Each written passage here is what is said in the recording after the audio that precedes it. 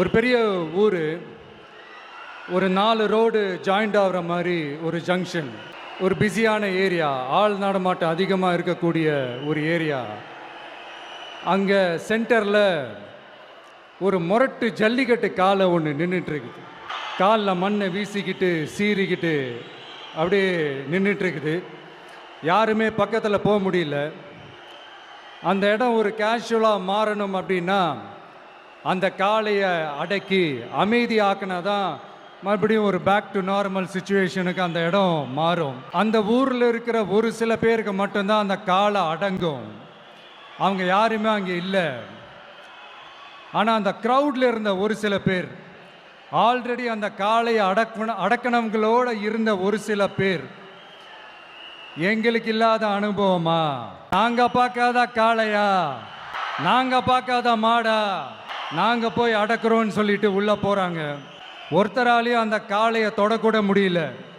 எல்லாரையும் அடித்து வீசி தூக்கி போட்டுருச்சு. இப்போ என்னடா பண்ணுறது அப்படின்னு பார்க்கும்போது அந்த கூட்டத்தை விலக்கிட்டு ஒரு சின்ன பையன் ஒரு என்ட்ரி ஒன்று கொடுக்குறான். உங்களுக்கு தான் தெரியும்ல, டேய் எங்களாலே முடியல,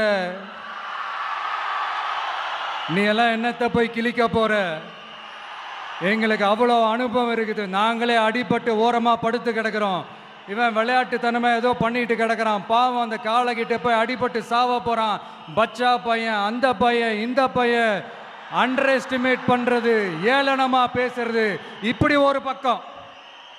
இன்னொரு பக்கம் பரிதாபப்பட்டு, ஐயோ பாவமே, இப்படி தனியாக போய் மாட்டிக்கிட்டானே அந்த காளைகிட்ட, என்ன பண்ண போகிறானோ அப்படின்ட்டு ஒரு பக்கம் பரிதாபப்பட்டு பேசுகிறாங்க.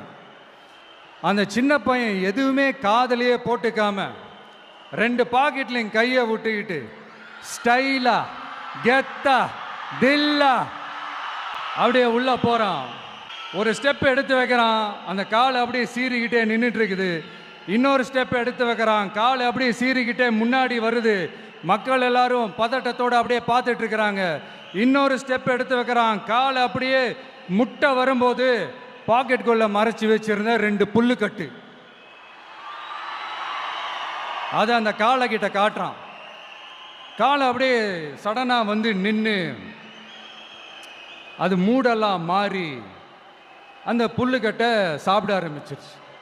அந்த சின்ன பையனும் அந்த காளையை அப்படியே தடவிக்கிட்டே வரான்.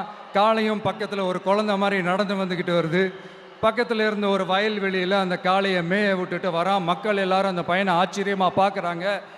அந்த அடிபட்டு கிடந்த அந்த அனுபவசாலிங்க தலையை தொங்க போட்டு நின்றுட்டு இருக்கிறாங்க. ஏன்னா பேசின பேச்சு அப்படி, வாய் இருக்குன்றதுக்காக நக்கலுமா நையாண்டியுமா நச நச நச நசன் ஒரே பேச்சு. என்ன பண்ணுறது, தலையை குனிஞ்சு அப்படியே நின்றுட்டு இருக்கிறாங்க. அங்கே ஒரு பெரியவர் வர்றார். வந்து அந்த பையன்கிட்ட கேட்குறாரு, எப்படிப்பா இப்படி ஒரு முரட்டு காலை சீறிட்டு நின்றுட்டு இருந்தது, எப்படி அந்த காளையை அடக்கின அப்படின்னு கேட்டதுக்கு அந்த பையன் சொல்கிறான், ஐயா எனக்கு அந்த காளையை பார்த்தா கோபமாக இருந்த மாதிரிலாம் எனக்கு தெரியல, அந்த காலை பசியோடு இருந்த மாதிரி இருந்தது, அதனால தான் அந்த புல்லுக்கட்டை காமிச்சவொடனே ஓகே நமக்கு தேவையானது கிடச்சிருச்சு அப்படின்னோடனே அந்த புல்லுக்கட்டை சாப்பிட்டுட்டு நம்மளோட அப்படியே ஜாலியாக வாக்கிங் வந்துருச்சு அப்படின்னு சொன்னான். இதை கேட்ட அந்த பெரியவர் சொன்னாரா, இந்த சின்னவங்க பெரியவங்க, அனுபவம் இருக்கிறவங்க அனுபவம் இல்லாதவங்க இதெல்லாம் விஷயமே கிடையாது. யாராக இருந்தாலும் அந்த சூழலுக்கு ஏற்ற மாதிரி, அந்த சிச்சுவேஷனுக்கு தகுந்த மாதிரி என்ன பண்ணி அந்த ப்ராப்ளமை சால்வ் பண்ணுறான், ஏது பண்ணி அந்த ப்ராப்ளமை சால்வ் பண்ணுறான், அதுதான் விஷயமே, அதுதான் மேட்ரு.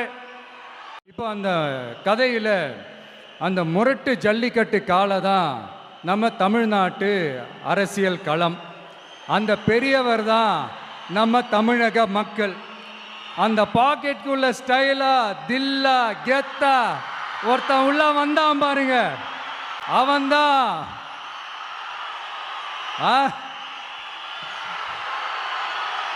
நான் இல்லைங்க, நான் இல்லை, நான் நீங்க நாம எல்லாருமா சேர்ந்து மாபெரும் மக்கள் சக்தியா இருக்கக்கூடிய நம்ம டிவிக்கு. ஹாய்ண்ணா ஜூலி, இப்போ தான் உங்களுடைய வேலூர் பரப்புரை பார்த்தேன். ஆஸ் யூஷுவல் இந்த பரப்புரையிலே ஒன்றும் இல்லைன்னு வச்சுக்கோங்க. இந்த ஜல்லிக்கட்டு காளையை பத்தின ஒரு குட்டி ஸ்டோரி ஒன்று சொல்லியிருந்தீங்கன்னா அதை கேட்டதுக்கு அப்புறம் என்னால பேசாம இருக்க முடியல. நீங்க வாட்டுக்கு போற போக்குல ஜல்லிக்கட்டு காளை நின்னுச்சு, அதுக்கு புல்லுக்கட்டை காமிச்சு ஒரு குழந்தை கூட்டிட்டு போய் ஓரமா விட்டுச்சு அப்படின்னு சொல்லிட்டு போயிட்டே இருப்பீங்க. உங்களோட கட்சியில இருக்க பாதி பேர் மைனர் ஆளுங்க. நானும் போய் புல்லுக்கட்டை காட்டுறேன்னு சொல்லி ஏதாச்சும் ஒண்ணு கணக்கு ஆயிடுச்சுன்னா என்ன பண்றது? 50-50 இருக்கட்டும்னு 500 ஆக்கிடாதீங்க. கஷ்டப்பட்டு எல்லாரும் போராடி ஜல்லிக்கட்டு பெர்மிஷன் வாங்கி வச்சிருக்கோம். இன்னைக்கு அது ப்ராப்பராகவும் நடந்துட்டு இருக்கு. உங்களுடைய ரசிகர்கள் போய் புல்லுக்கட்டை காமிச்சு ஏதாச்சும் ஆகி போச்சுன்னா திரும்பி எல்லாம் இங்க போராட யாருக்கும் திராணி இல்லைன்னு. கொஞ்சம் பார்த்து பக்குவமா பண்ணுன. உன் இஷ்டத்துக்கு பேசிட்டு போயிடாதானே.